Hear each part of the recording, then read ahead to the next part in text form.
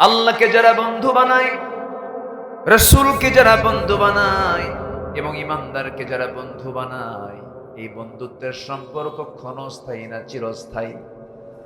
আল্লাহ বলছেন এই বন্ধুত্বের ফলাফল হলো ওই সমস্ত বান্দাগুলোই বিজয়ী হয়ে যাবে। জোরে বলি সুবহানাল্লাহ। আমরা ভেবেছিলাম প্রযুক্তির কারণে হয়তো ডিভাইস আসক্ত হয়ে, গেমস আসক্ত হয়ে, ফ্রি ফায়ার পাবজিতে আসক্ত হয়ে যুব সমাজ মনে হয় ধ্বংস হয়ে গেছে, শেষ হয়ে গেছে। কিন্তু ওরা যে জাতে মাতাল তালে ঠিক তা বুঝে নেই আমরা। ওরা কিন্তু ঠিকই তাদের মূল লক্ষ্যে ঠিকই পৌঁছে গেছে। চিন্তা করে দেখুন 16টি বছর কি জুলুম, নির্যাতন, নিপীড়ন গুলো চলেছে এই জাতির উপরে। এই জাতির উপরে জুলুমের জগদ্দল পাথর সরানোর জন্য এক ঝাঁক যুব সমাজ, আমার আপনার কলিজার টুকরা সন্তানরা জান বাঁচিয়ে রেখে ময়দানে কাজ করেছে। যুবকদের সিনার মধ্যে সাহস জুগিয়েছেন তিনি আমার কে। আসতে বলবেন না তিনি আমার কে। একটা সুন্দর পরিবেশ পেয়েছি, সামনে আমরা সুন্দর একটি দৃশ্য দেখতে চাই। কোরআন নির্দিষ্ট কোনো দলের নয়। কোরআন কার পক্ষ থেকে এসেছে? আসতে বলবেন না কার পক্ষ থেকে। আমি সুস্পষ্ট ভাষায় জানিয়ে দিতে চাই, এখানে কোনো ফাঁক ফোকর রাখা যাবে না। যারা সমাজে কোরআন চায় না, নতুন করে ঈমান আনতে হবে। কথা কি ক্লিয়ার? একদম মাথায় নেবেন। ইসলাম গতানুগতিকভাবে অন্য ধর্মের মতো নাম সর্বস্ব শুধু ধর্মীয় একটি মতবাদ নয়, এটি ধর্ম নয় শুধু, এটি একটি বিপ্লবী মতবাদ। এটি একটি কমপ্লিট, পরিপূর্ণ একটি জীবন বিধান।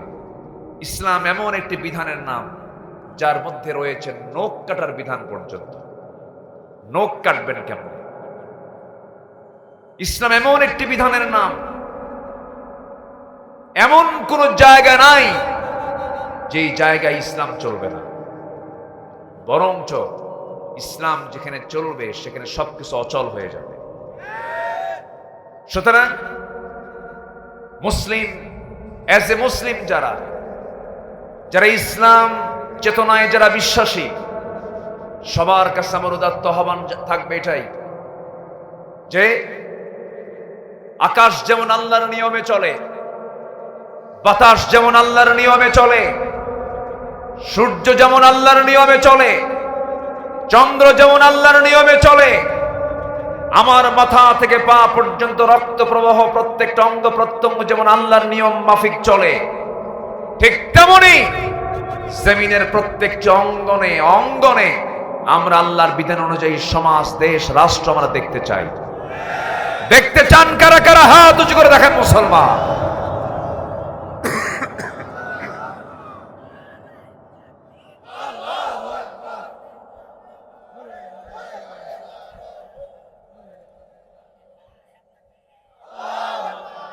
এই ওয়াজ করি আমি, গলা ভাঙ্গেন আপনি। ও আগের থেকে ভাঙছে। জি, এখন প্রচন্ড ঠান্ডা গরমে গোটা দেশের মানুষই রোগী হয়ে গেছে। এখন বাড়ি বাড়ি এখন ঠান্ডায় আক্রান্ত, সিজনাল ইনফ্লুয়েঞ্জা। আমিও এ আক্রান্ত হয়ে আছি। খুশখুশি কাশি হচ্ছে, কষ্ট হচ্ছে কথা বলতে। আমার জন্য একটু দোয়া করা যাবে না? মুখ দিয়া না দিল দিয়া?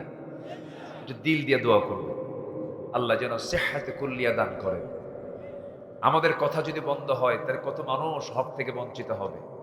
একটু দোয়া চাই, দিল থেকে দোয়া করবে। সম্মানিত ভাইয়েরা, তাহলে এই জমিনটা কার? আসতে বলবেন এই জমিনটা কার? অতএব এই জমিনে মানুষের আইন চলা দরকার না আল্লাহর আইন চলা দরকার? এখন প্রেজেন্ট আমার দেশে কার আইন চলে বলেন? আল্লাহর না মানুষের?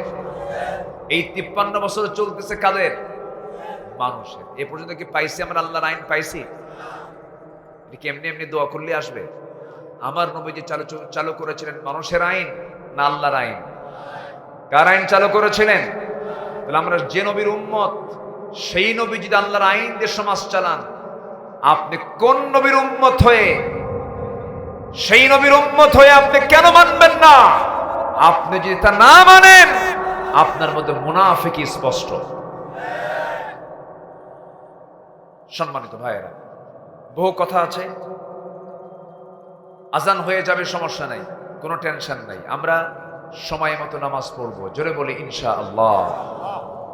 মাঝে মাঝে ছোট্ট ছোট্ট বাচ্চারা বিজনেসে করছে না, ওটা কি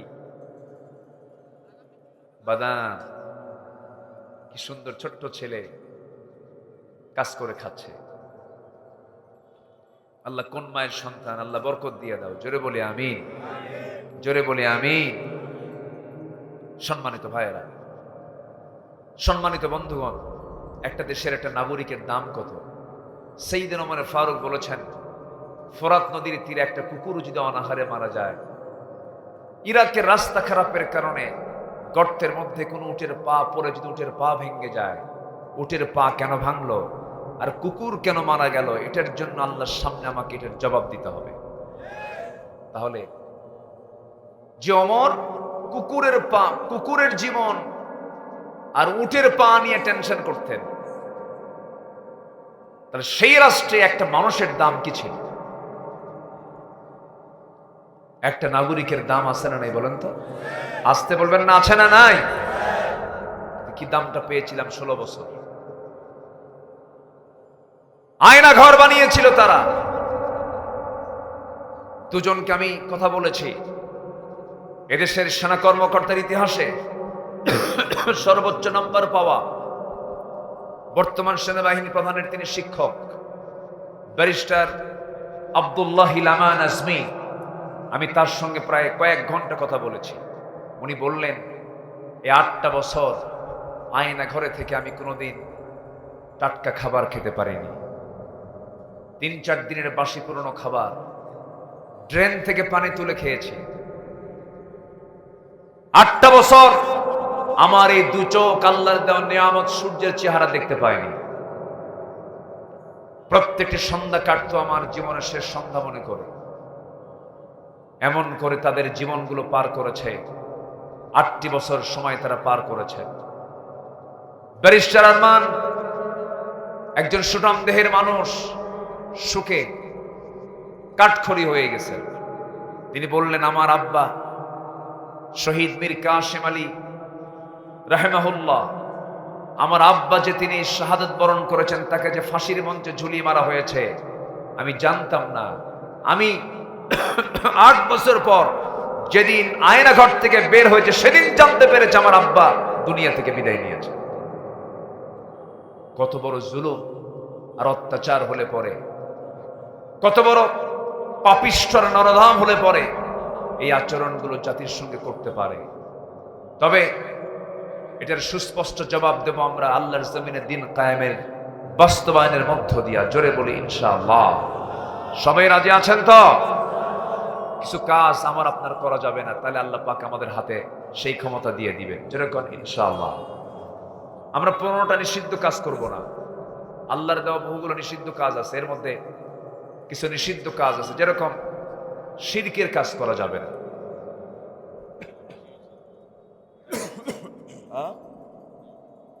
মা বোনদের ভিতরে পর্যাপ্ত মহিলা হয়েছে। আমি মা বোনদের দৃষ্টি আকর্ষণ করে বলতে চাই, একটু সামনের দিকে চেপে বসলে, একটু গায়ে গায়ে লাগায় বসলে আমার আরেকজন মা বোন বসার সুযোগ পাবেন। আল্লাহ তাআলা মাদেরকে মনোযোগ সহকারে দ্বীনের কথাগুলো শোনার তৌফিক দান করুন। জোরে বলি আমিন। সম্মানিত ভাইয়েরা, তাহলে আল্লাহর দেওয়া কিছু নিষেধাজ্ঞা আছে, আবার আল্লাহর দেওয়া কিছু আদেশ আছে। নিষেধগুলো মানব না, আদেশগুলো মানব। নিষেধগুলো কি কি? হারামের পরিমাণ বেশি না। ধরেন শুয়োরের গোশত হারাম, মৃত প্রাণী হারাম। হুররিমাত আলাইকুমুল মাইতাতা ওয়াদ-দামা ওয়া লাহমাল খিনজির। কিন্তু আল্লাহ তাআলা এই পৃথিবীতে হারাম খাবার বেশি দিয়েছেন না হালাল খাবার বেশি দিয়েছেন? হালাল। হালালই তো বেশি, হারাম আর কয়টা? আল্লাহ কয় তুমি আঙ্গুর খাও, কিন্তু তুরুতা যে আঙ্গুর খাও, কিন্তু বান্দা করে কি জানেন? সে আঙ্গুর পচায়, পচায়া বাসি বানায়া নেশা করে সে খায়। অর্থাৎ এই যে মাটিতে আপনি পানি ঢেলে দিলেন, কাদা হয়ে গেল, সেই কাদা যদি আপনার মুখে মারা হয় আপনি মরে যাবেন না, কিন্তু সেই কাদাকে যদি আবার ব্রিক ফিল্ডে নিয়ে ইট ভাটায় নিয়ে যদি পোড়ায়া যদি আপনার মুখে মারা হয় আপনি কি হবেন? মরে যাবেন। তাহলে একই মাটি, উপাদান, সিস্টেম, সময়টা ভিন্ন। আল্লাহ বলছেন তুমি আঙ্গুর খাও, কিন্তু আঙ্গুর পচায়া পান করো না। বান্দা কি করে জানেন? পচায় খায়, ওটাতে আরাম পায়, মাথা নেশা হয়, উম্মাদ হয়ে যায়। আল্লাহ পাক সকল নেশাকে কি করেছেন? আসতে বলবেন না, কি করেছেন? হারাম করে দিয়েছেন। কিন্তু আমার দেশে সেই নেশা, মদের বোতল আছে না নাই? আসতে বলবেন না, আছে না নাই? মদের দোকান আছে, মদের ফ্যাক্টরিও আছে।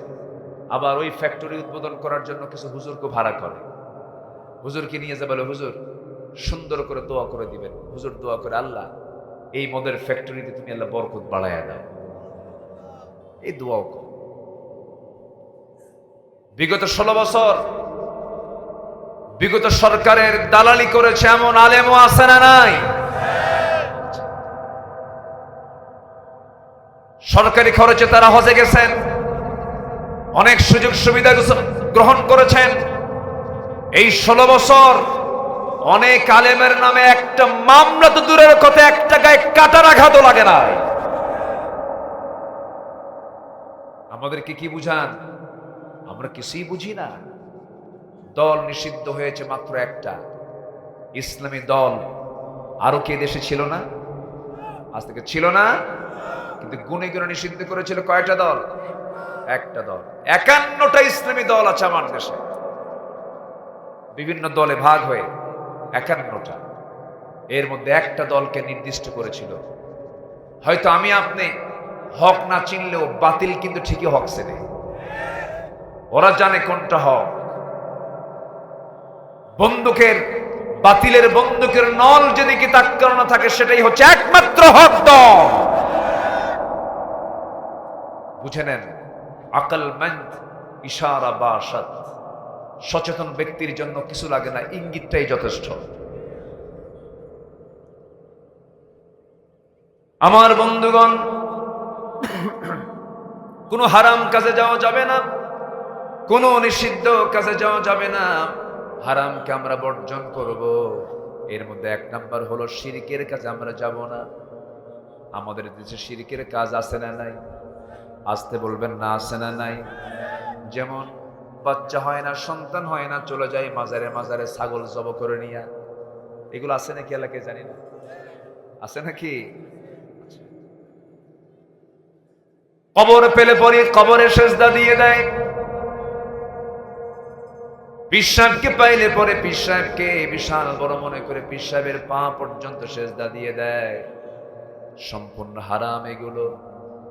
আমার নবীজি যদি সেজদা গ্রহণ করতেন এমন একটা হাদিস আমরা পেতাম, কিন্তু রাসূল কারো সেজদা গ্রহণ করেছেন এমন কোন হাদিসকে আমরা পেয়েছি নাকি? এমন কোন হাদিস আমরা পাই নাই। বরং আমরা লক্ষ্য করে দেখেছি, আমার নবীজি মক্কায় যখন দাওয়াতি কাজ যখন তার বন্ধ হয়ে গেল, মক্কার মানুষ, মক্কার কুরাইশরা যখন তাকে হত্যার পরিকল্পনা করলো, বিভিন্ন ষড়যন্ত্র করতে লাগলো, সাহাবায়ে কেরামকে মেরে মেরে দুনিয়া থেকে বিদায় করতে লাগলো। নবীজির দাওয়াতি কাজ যখন বন্ধ হয়ে গেল, আমার নবীজি করলেন কি? সেই মুহূর্তে সিদ্ধান্ত নিলেন দাওয়াতি কাজ তো বন্ধ করা যাবে না। তিনি তায়েফটাকে মাথায় নিলেন। তায়েফ ছিল তার পরিচিত জায়গা, বাল্য স্মৃতির জায়গা। ওই তায়েফ দিয়ে হেঁটে হেঁটে আমার নবীজি বনু সাদে গিয়ে মা হালিমার ঘরে 5 বছর তিনি মানুষ হয়েছিলেন। সেই তায়েফের ময়দানে কালিমার দাওয়াত দিতে গিয়ে আমার নবীজি ফুল পেয়েছেন না পাথর পেয়েছেন? কি পেয়েছেন? পাথর পেয়েছেন। আমার নবীজি কালিমার দাওয়াত দিতে গেলেন, উচ্ছৃঙ্খলাতি পাতি নেতাগুলো তার পেছনে উচ্ছৃঙ্খল যুবকদেরকে লালিয়ে দিল, রসুলকে রক্তাক্ত করে ফেলে দিল। মাথা রক্তগুলো গড়তে গড়তে পায়ের তলা পর্যন্ত পৌঁছে গেল, পায়ের তলার জুতার সাথে পায়ের তলার জুতার জমাট বেঁধে গেল। নবীজি মুখ থুবড়ে পড়ে গেলেন। জিবরীল আমিন এসে বলছেন, ইয়া রাসূলুল্লাহ, যে তায়েফের মানুষ কালিমার দাওয়াতে বাধা দিয়ে আপনাকে রক্তাক্ত করে জমিনে রক্তাক্ত করে ফেলে দিল, আপনি আমাদের জন্য, আপনি শুধু আপনার জন্য আপনি কি দোয়া করতে চান আপনি আমাদেরকে বলুন। আল্লাহর পক্ষ থেকে এসেছি, আজকে আপনি যা বলবেন তাই হয়ে যাবে। ফেরেশতাগুলো অস্থির হয়ে গেছে। আপনি আজকে যদি বলেন তায়েফবাসীকে দুই দিকের পাহাড় দিয়া চাপা দিয়া দুনিয়া থেকে বিদায় করে দিতে হবে, আমরা তার রাজি আছি। রাসূল বলছেন, ভাই জিবরাইল, ওরা তো না বুঝে আমাকে মেরেছে, চিনতে পারে নাই, বুঝতে পারে নাই, আমি ওদের সকল বেয়াদবিগুলো উচ্ছৃঙ্খলাগুলো আমি রাসূল মাফ করে দিলাম। নবীজি করলেন কি, সেই জায়গা থেকে রক্তাক্ত দেহ নিয়ে আস্তে করে বের হলেন। বের হতে নিয়ে সামনে 3 দিন 3 রাত খাওয়া নাই, পেটে তার কোনো খাবার যায় নাই। সামনে চলতে নিয়ে দেখেন একটা সুন্দর আঙ্গুর বাগান, আঙ্গুর বাগানের মধ্যে গিয়ে দৌড় মেরে ঢুকে পড়লেন, চিত হয়ে পড়ে গেলেন। নবীজির হাত আর চলে না, পার চলে না, 3 দিন 3 রাত তার পেটে কোনো খাবার যায় না, পা হাত কেমন করে চলবে। আমার নবীজি সেই সময় চিত হয়ে পড়ে গেলেন, আর উঠতে পারতেছেন না। ওই আঙ্গুর বাগানের একজন কেয়ারটেকার রাসূলকে দেখতে পেয়ে কাছাকাছি চলে আসছে। নবীজির সুন্দর চেহারার দিকে তাকায় মনে মনে চিন্তা করতেছে, জীবনে অনেক সুন্দর মানুষ দেখেছি, এমন সুন্দর মানুষ তো চোখে পড়ে নাই, পছন্দ হয়ে গেছে। এক পর্যায়ে কেয়ারটেকার আমার নবীকে লক্ষ্য করে বলছে, যুবক, তুমি তো মরে যাবে, যে পরিমাণ রক্ত ঝরছে, তোমাকে কিছু খাওয়ানো দরকার। দয়া হলো, মায়া হলো, 1 গ্লাস আঙ্গুরের রস, আঙ্গুর গাছ থেকে আঙ্গুর হাতের মধ্যে নিয়ে চিপে চিপে চিপে চিপে মোটে 1 গ্লাস আঙ্গুরের রস আমার নবীর হাতে তুলে দেওয়া হলো। রাসূলকে বলা হলো, ইয়া রাসূলুল্লাহ, আপনি আঙ্গুরের রসগুলো পান করুন। যুবক তো রাসূলকে চিনতে পারে নাই। রাসূল বিসমিল্লাহ বলে আঙ্গুরের রসটা পান করলেন। পান করে একটা মুচকি হাসি মারলেন। মুচকি হাসি মেরে যুবকের দিকে তাকায়া, চিরাচরিত তার স্বভাব ছিল, তিনি মুচকি হাসি মারতেন সব সময়ের জন্য। মুচকি একটা হাসি মেরে বললেন, যুবক, তোমার নাম তো আদ্দাস। যুবক আশ্চর্য হয়ে গেছি, আমার নামটা এই লোকটাকে কে বললো, কেমন করে জানলো লোকটা, আমার তো বুঝে আসে না। কিছুক্ষণ পরে রাসূল বলছেন, আদ্দাস, তুমি কি চিন্তা করো, তুমি কি চিন্তা করতেছ? তোমার গ্রামের বাড়ির নামটা কি তাও আমি জানি। তুমি নিনোয়া নামক গ্রামে তোমার জন্ম হয়েছে। সঙ্গে সঙ্গে যুবক বলতেছে, আমার নাম আদ্দাস, আমার গ্রামের বাড়ি নিনোয়া। এতগুলো পরিচয় তোমাকে কে জানিয়ে দিল? আমার নবী যাবার মুস্কি হাসি মেরে বলছেন, আদ্দাস রে, তোমার শুধু নাম জানি না, তোমার শুধু গ্রামের নাম জানি না, আরো কিছু জানি। তুমি যেই গ্রামে জন্ম নিয়েছো, সেই নিনোয়া নামক গ্রামে জন্ম নিয়েছেন আল্লাহর পয়গম্বর শুআয়ব আলাইহিস সালাতু ওয়াস ইউনূস আলাইহিস সালাতু ওয়াস সালাম। সাইয়েদনা ইউনূসের জন্ম সেই গ্রামে।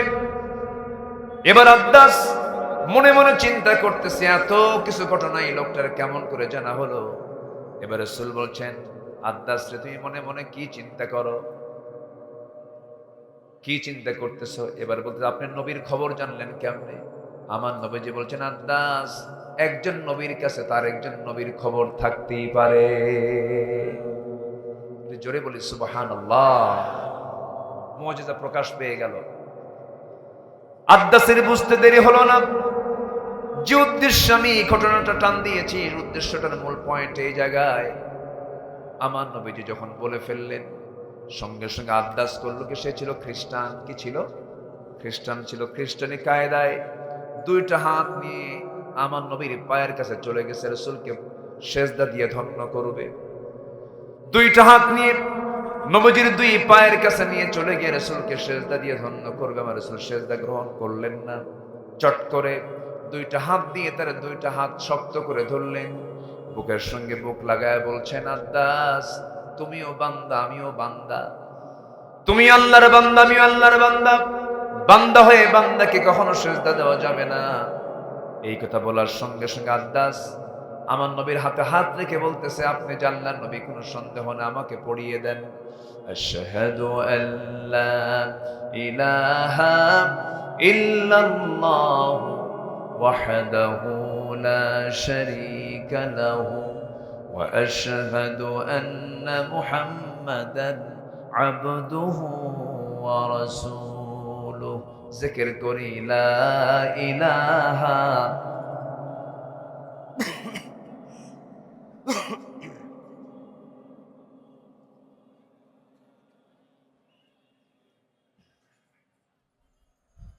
আরো জোরে লা ইলাহা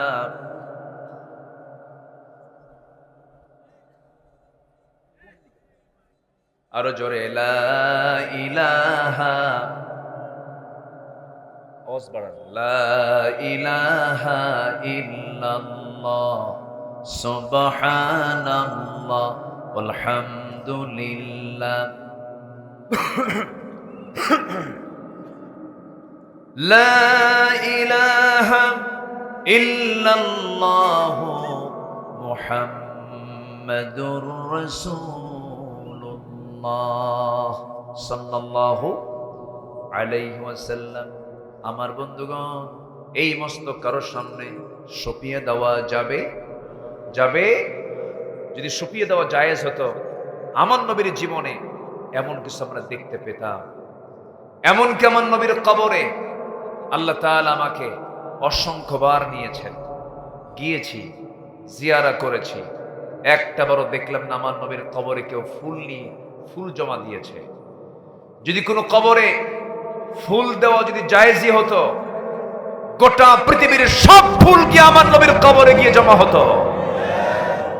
তুমি কোন ছাতা মাতা তোমার কবরে ফুল লাগে? আমাদের কোনো ফুলের প্রয়োজন নাই।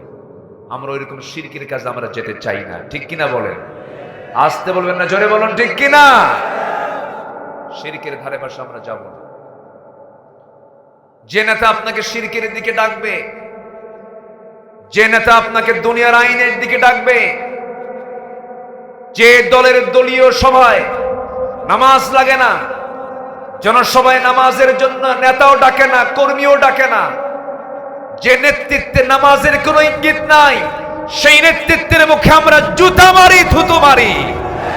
রাজি আছেন কারা কারা? হাত উঁচু করে দেখা।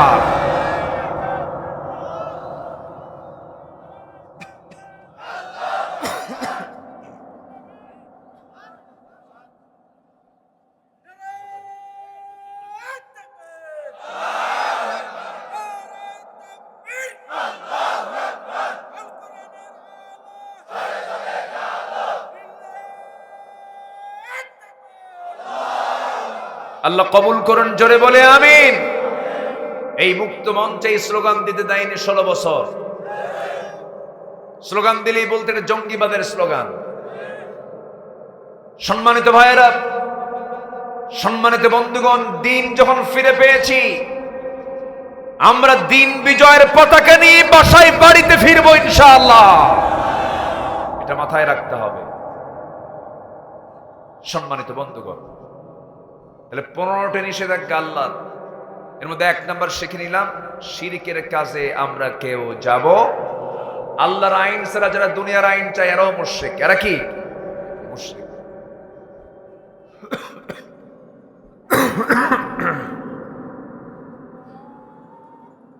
কি ব্যাপার, এত কাছে আজান দিল, উনি খেয়াল করবেন না? আচ্ছা, যে কোনো একজন আজানের জবাব নিয়ে নেন, জবাব দেন। নাম্বার 2 হলো অবিচার করা, হালাল না হারাম। অবিচার করা হালাল না হারাম? হারাম। আমার দেশে বিগত 16 বছর বিচার হয়েছে না অবিচার হয়েছে?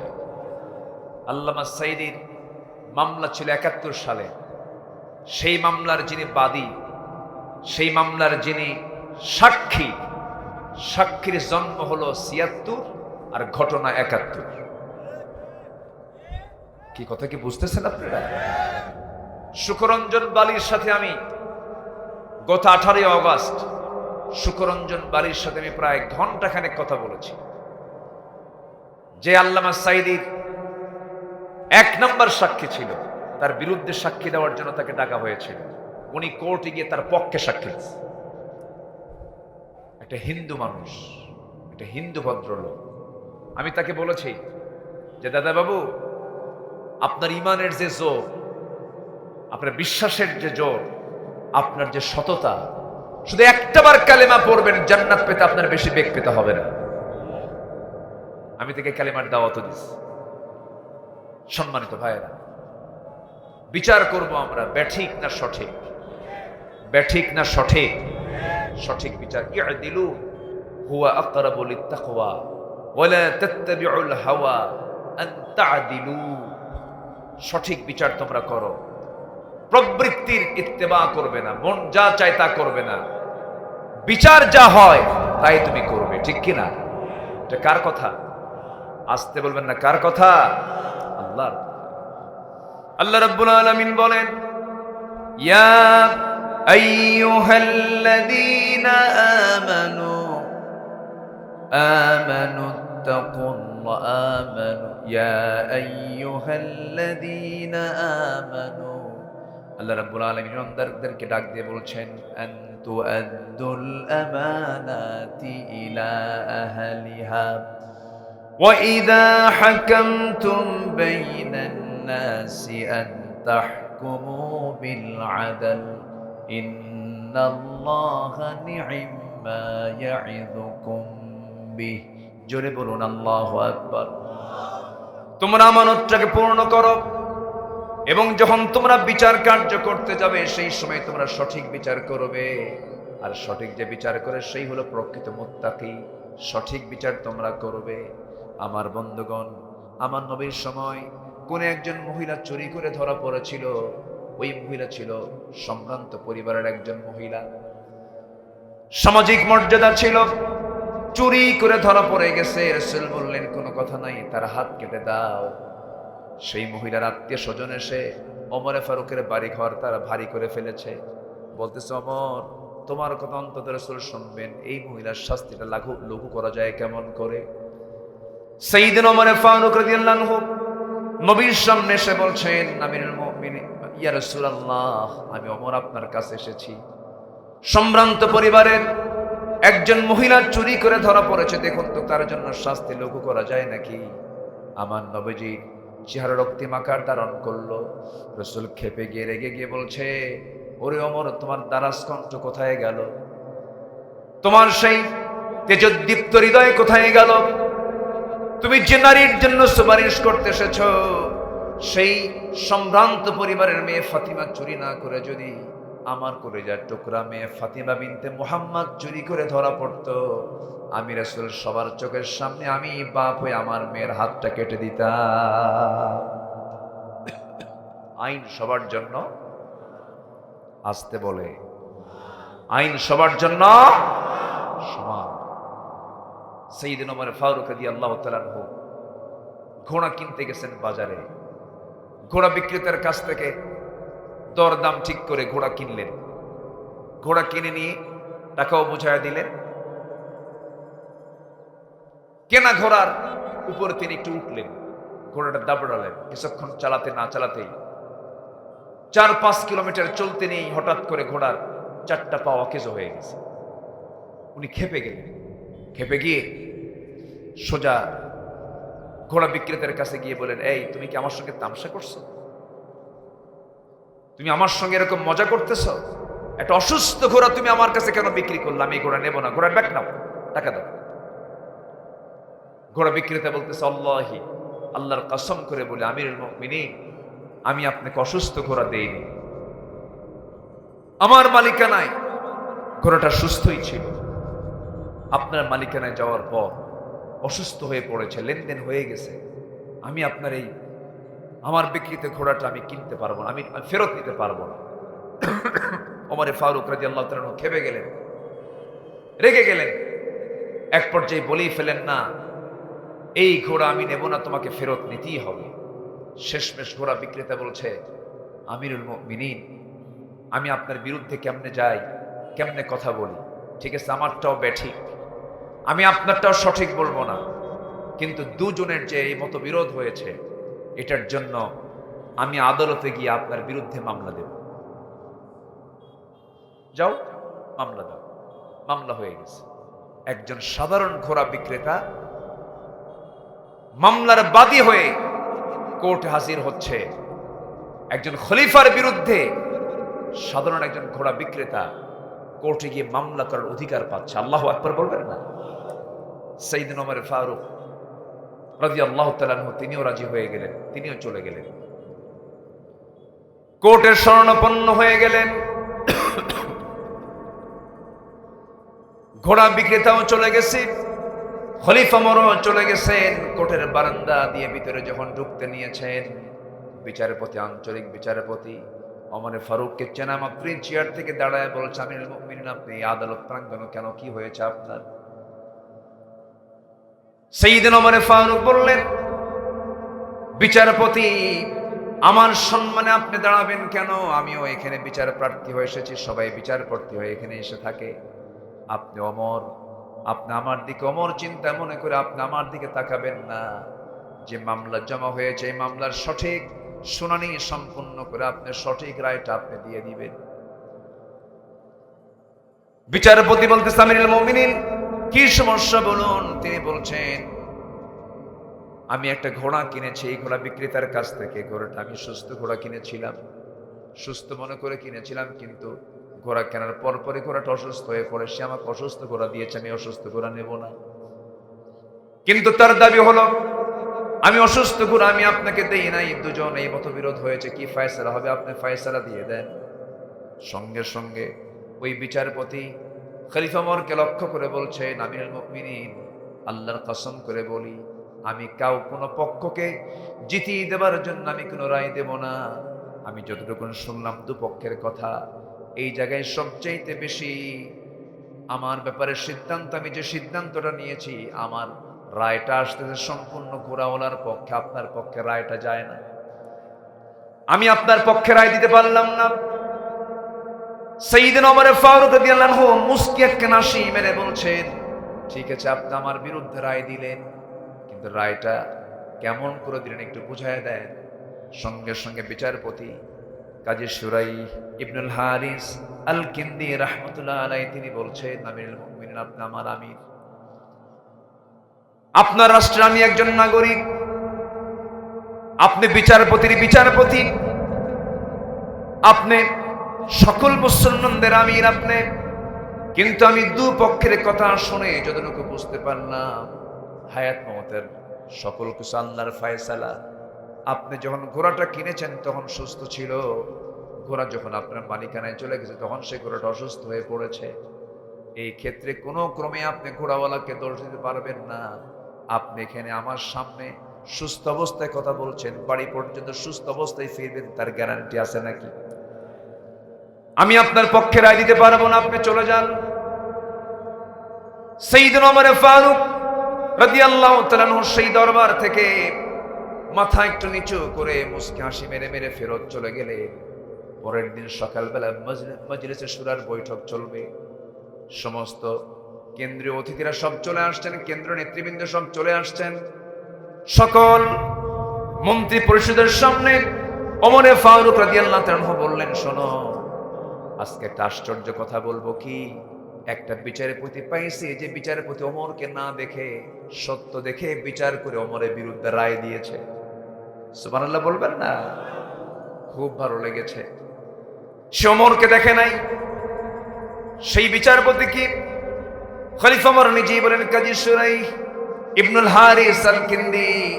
সবাই মিলে বলল, হ্যাঁ, সেই লোকটা ভালো, সুন্দর বিচার করে, সুন্দর রায় দিয়ে দেয়। হযরত ওমর ফারুক বলেন, যেহেতু সে আমার বিরুদ্ধে রায় দেওয়ার সাহস পেয়েছে, সে সঠিক রায় সব সময়ের জন্য দেবে। তাকে আঞ্চলিক বিচারপতি না বানায়া তাকে জাতীয় বিচারপতি বানানো হোক।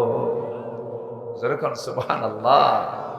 খলিফার বিরুদ্ধে রায় দিলে প্রমোশন হয় না ডিমোশন হয়? প্রমোশন হয়। আমার দেশে কোন বিচারপতি যদি কোন সরকার প্রধানের বিরুদ্ধে কথা বলে, পাগলা বানায়া বাইরে বিদায় করে দেয়। ঠিক কিনা? হয় নাই? হয় নাই? হয়েছে। বিচার কাকে বলে? সাইয়েদনা ওমর ফারুক রাদিয়াল্লাহু তাআলা আনহু তিনি ঘরের মধ্যে বসে আছেন, তার ছেলে সাইয়েদনা ওমর ফারুকের কাছ থেকে কিছু টাকা নিয়ে বাজারে গেছে ঘোড়া কিনতে, ঘোড়া কিনে আনছে। সাইয়েদনা ওমর ফারুক বলেন, ঘোড়া কিনলে কেন? ঘোড়াটা ছোট তো, বড় করব, মোটা তাজা হবে, কিছু লাভ করব। আচ্ছা ঠিক আছে। ঘোড়া কিনে আনলেন। ঘোড়া কিনে এনে ঘোড়ার যে ঘাস, এই ঘাস খাওয়ানো শুরু করেছেন তার ছেলে। হলো রাষ্ট্রের জায়গায় কিছু ঘাস হচ্ছিল, রাষ্ট্রের জায়গার ঘাস তিনি খাওয়াচ্ছিলেন। ওমর ফারুক কিচ্ছু বললেন না। ঘোড়া বিক্রির যেদিন দিন চলে আসলো, সেদিন বলতেছে, আব্বা আজকে ঘোড়াটা বিক্রি করতে যাবো, যাও। কিচ্ছু বললেন না, ঘোড়া বিক্রি হয়ে গেছে। বিক্রিত টাকা নিয়ে বাড়িতে যখন ফিরতেছিলেন, দরজার সামনে ওমর ফারুক দাঁড়ায় গেলেন। দাঁড়ায় গিয়ে বললেন, কলিজার টুকরার সন্তান, ঘোড়া যে তুমি বাজারে নিয়ে গেছো বিক্রি করার জন্য, বিক্রি হয়েছে নাকি? হ্যাঁ বিক্রি হয়েছে। বিক্রি করেছে কত টাকা? এত টাকা। কিনছিলে কত টাকা? এত টাকা দিয়ে। লাভ হয়েছে কত? এত টাকা। যে টাকা দিয়ে ঘোড়া কিনেছো সেই টাকাটা পকেটে রাখো, আর যতটুকু উদ্বৃত্ত লভ্যাংশ পেয়েছো, এই লভ্যাংশ তোমারও না আমারও না, রাষ্ট্রের কোষাগারে জমা হয়ে যাবে। যেরকম সুবহানাল্লাহ। ঘাসটা কার জায়গা? বলেন, ঘাসটা কার জায়গা? রাষ্ট্র। বিচার, অবিচার করা হলো হারাম, আর বিচার করা, সঠিক বিচার করা কি? হালাল। শিরক করা যাবে না। শিরক হালাল না হারাম? অবিচার হালাল না হারাম? হারাম। নাম্বার 3, গীবত করা। নাম্বার 3 কি করা? গীবত করা। গীবত তো নীলফামারী হয় না। আসতে বল, নীলফামারী গীবত হয়? চৌমোহনী, ত্রিমোহনী, চৌরাস্তা, তেমুখী মোড়, এই সমস্ত জায়গায় দেখবেন বেশ কিছু দোকানপাট গড়ে ওঠে। চার দোকান, তারপর মুদিখানার দোকান, বসে বসে সারা বিকাল চা খায় আর গীবত করে বেড়ায়। আমি ওগুলোর 4 স্টলের দোকানের নাম দিয়েছি হলো গীবত খানা। কি খানা? গীবত খানা। আল্লাহ তাআলা সকল প্রকার পরচর্চা থেকে আল্লাহ পাক আমাদেরকে হেফাজত করুন। জোরে বলি আমিন। মিথ্যা রটনা করা, কোনো ভিত্তি নাই, এমন কিছু কিছু ভিত্তিহীন নাটক রচনা করে এমন লোক এখনো পৃথিবীতে আছে না? নেই? যেমন সাবেক শিক্ষামন্ত্রী আনম এহসানুল হক মিলন, আমি তাকে চিনি, মালয়েশিয়া আমার বেশ কিছু সফর হয়েছে। ওই একজন শিক্ষা প্রতিমন্ত্রী, তার বিরুদ্ধে মামলা দিয়েছিল হলো ভ্যানিটি ব্যাগ চুরি করা। আচ্ছা, এরপরে এদেশের বর্ষিয়ান একজন রাজনীতিবিদ, বড় একজন আলেমী দ্বীন, শাইখুল হাদিস মরহুম আজিজুল হক সাহেবের সুযোগ্য সন্তান আল্লামা মামুনুল হকের বিরুদ্ধে মামলা হয়েছিল হলো গুরু চুরির মামলা। কি কথা কি বুঝতেছেন আপনারা? আচ্ছা, তাহলে এগুলো কি সত্য রটনা না মিথ্যা রটনা? মানে সত্য না মিথ্যা না ভিত্তিহীন? ভিত্তিহীন। সম্মানিত ভাইয়েরা, কোন চিহ্নই নাই এমন জাতীয় উদ্ভট কিছু কিছু যারা হাজির করে, এগুলোকে আল্লাহ পাক সম্পূর্ণ নিষিদ্ধ করেছেন। যারা এগুলো করবে আল্লাহ তাআলা তাদেরকে মিথ্যাবাদীর খেতাব দিয়ে বলেছেন এরা জাহান্নামী। এরা কি? জাহান্নামী। সম্মানিত ভাইয়েরা, এমনই একটা ঘটনা ঘটিয়েছিল মুনাফিকরা আমার নবীর সময়। আমার নবীর একজন স্ত্রী ছিলেন, একমাত্র স্ত্রী যিনি কুমারী ছিলেন, যাকে আমার রাসূল 9 বছরে বিয়ে করে 13 বছরের নববধূ করে বাড়িতে তুলেছিলেন, যিনি ছিলেন 6 থেকে 7 লক্ষ হাদিসের হাফেজা। এত দামি নারী ছিলেন যে আল্লাহ নিজে তাকে বিয়ে করার জন্য রাসূলকে অর্ডার দিয়েছেন। আল্লাহু আকবার। আমার রাসূল যা বিয়ে করেছেন কারো অর্ডারে? কারো অর্ডারে? আল্লাহর অর্ডারে। অতএব আমার নবীর স্ত্রী কয়জন, কেন তিনি বিয়ে করলেন, কি জন্য বিয়ে করলেন, এই জাতীয় কথা যারাই বলবে জিহ্বা টেনে ছিড়ব। আসতে বলবেন না, জয় বলেন ঠিক কিনা?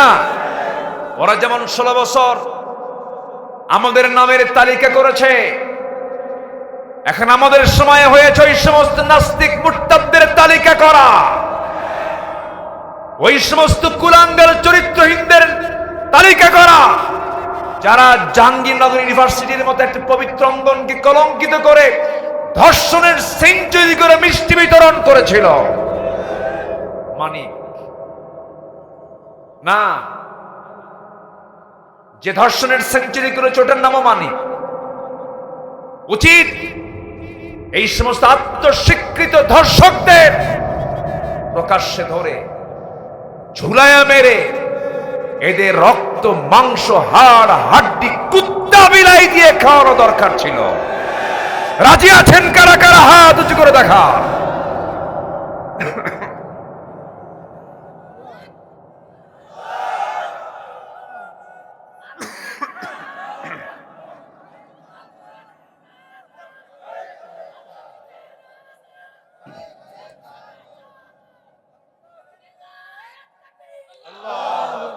আল্লাহ কবুল করেন, জোরে বলে আমিন, আরো জোরে আমিন।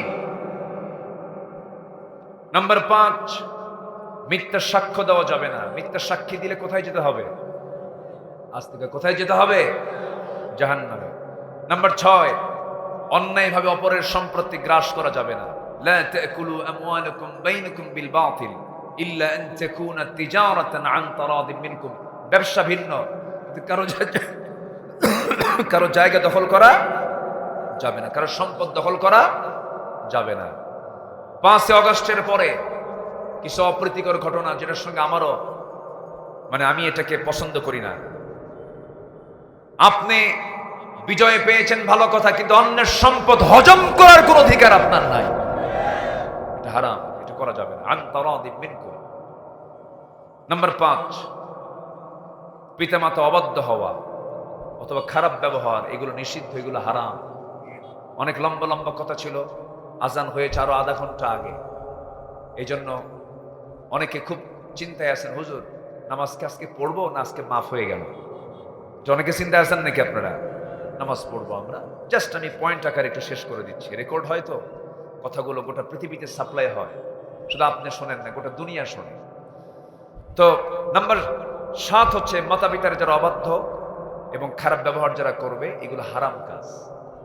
বাপ মাকে ভাত দেয় না এমন লোক তো নীলফামারি নাই। আচ্ছা, মা বড় না বউ বড়?